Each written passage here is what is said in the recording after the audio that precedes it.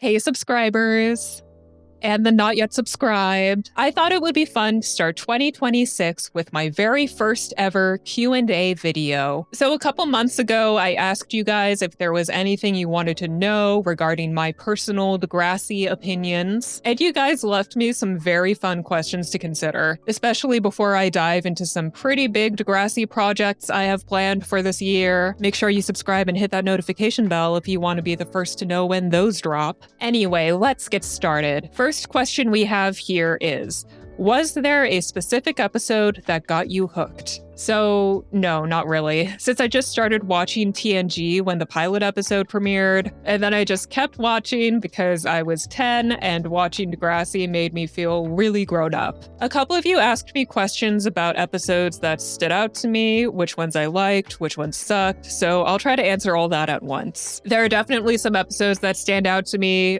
some that I've reviewed already. Overall, it's a mix of those genuinely iconic Degrassi episodes that everybody remembers, and then there are the ones that are like notoriously weird and insane. Those ones are some of my favorites. And then there are even some that stand out to me for genuinely good writing or handling of difficult subject matter. Now, the iconic ones include, of course, Manny's Makeover, and then we have Ashley's E-Adventure. Insane examples would include things like Degrassi Takes Manhattan. It is so unrealistic and gimmicky. You can hear all my thoughts and more in that video up there. It's just so bad in a very entertaining way. As an example of a genuinely well-done episode, I would pick Jane Says from, I believe it was season 8, which would be such a totally weird episode for a channel like mine to cover because it deals with such a dark topic as CSA. But I think a big writing accomplishment in that one is the way they choose to trickle out the information slowly over the course of 2 episodes. I mean, yeah, by the end of it, everything that Jane's dad did to her gets fully explained. But leading up to that, we're putting the pieces together at the exact same time as Jane and Jane's brother and Spinner and Jane's mom. And it's written in this really smart way that folds all of these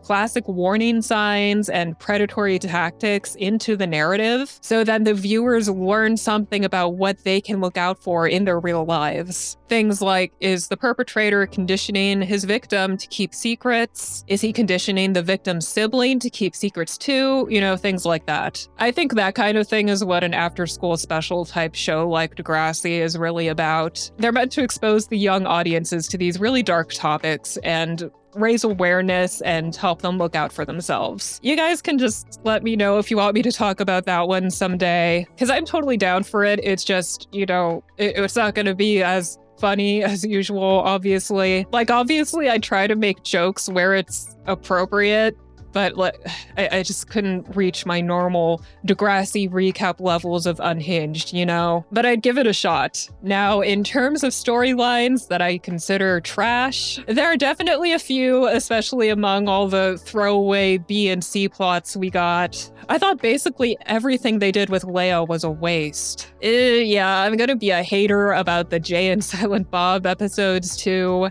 It was just for Kevin Smith, right? That's who those episodes were for. Nobody else. Now, obviously, the Methosodes are a good candidate for the worst of all time.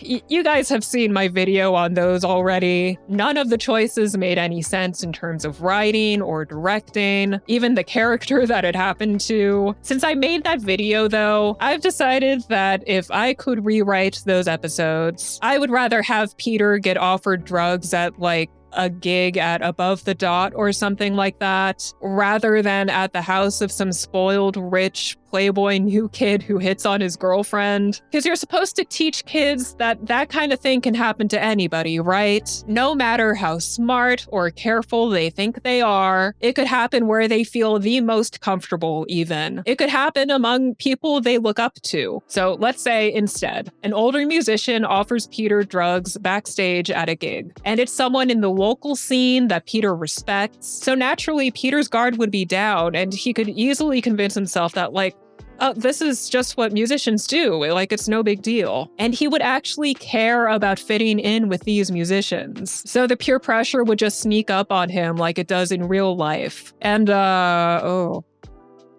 You know what I just realized? They basically did that with Craig like a season earlier. Forget it. Okay, just forget it.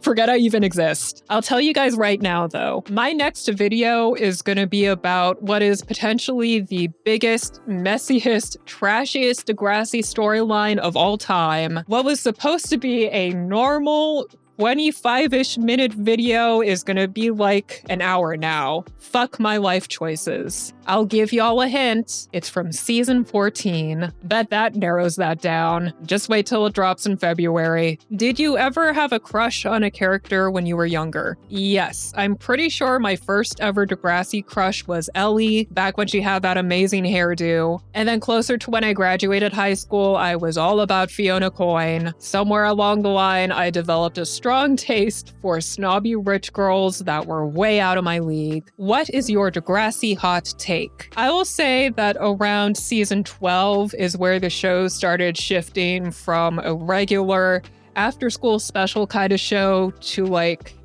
a straight-up soap opera. And that's around the time where I started losing interest personally. Even some of the earlier stuff that happened, like Paige going commando in the limo in Degrassi Goes Hollywood, because that kind of stuff was based off of like weirdo Hollywood celebrity behavior, you know, not the average teen experience. And back in my day, I watched Degrassi for stories I could relate to personally. I mean, come on, the second you have Perez Hilton cameoing on the show, you're kind of going in the wrong direction. Let me know if you guys do or don't agree. I am very interested to hear which characters you loved and which ones you felt that you related to the most, and what aspects of their character made you gravitate toward them. So as far as characters I find relatable, first there's Ashley Kerwin, because I also had a really unstable sense of identity when I was in high school. I had some kind of trauma bullshit going on. So I had just about a 0% grasp on who I really was and what I was really about. And I was also constantly changing my interests, my fashion sense, my goals in life, because I was just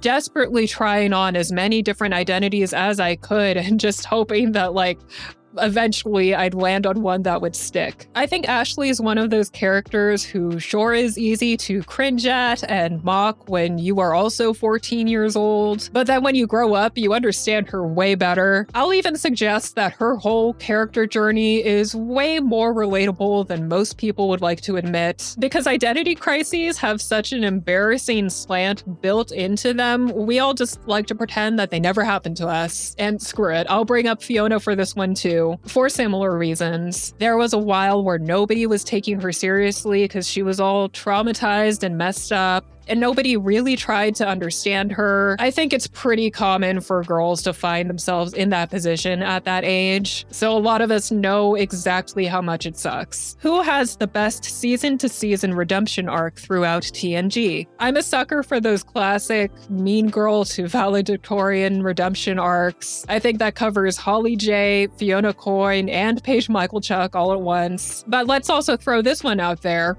The Bandari family. All of them. Of course, I'm talking about how the way that Mr. and Mrs. Bandari treated their kids changed over time for the better, especially when it came to Allie. I really liked that transformation a lot because even when the parents were being their most controlling and the least respectful of their children's autonomy, it was still clear that they loved their children and their concerns about what could happen to their children were genuine. And while the parents had to learn to treat their children with more open-mindedness and respect and trust, both Sav and Allie also had to find their own ways to meet their parents in the middle. The kids also had to prove themselves to their parents so that trust could be shared all around. It was like a full family self-improvement project. It was a long process, but I was rooting for them with every compromise and setback and heart-to-heart discussion along the way. Also, this is kind of part WWE, but would love to see you compare Degrassi characters to their WWE counterparts. Okay, first of all,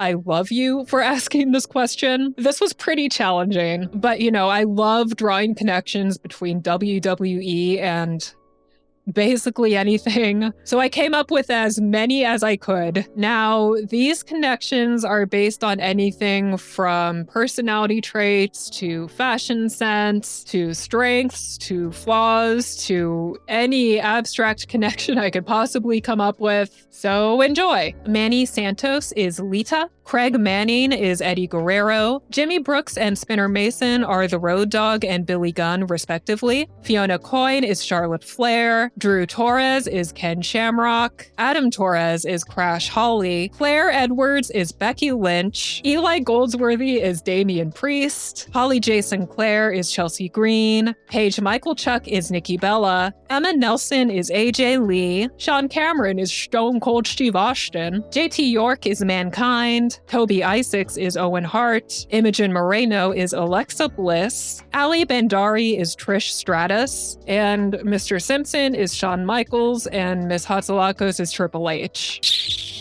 Let me know how you feel about any of those. And that's all I got for this video. Thanks again to all of you who submitted questions and gave me a chance to talk about stuff I haven't talked about yet. Like I said at the beginning of the video, I have some bigger Degrassi-related projects planned for this year, which I am very excited to work on and share with you guys. But that's enough from me for today. Remember to...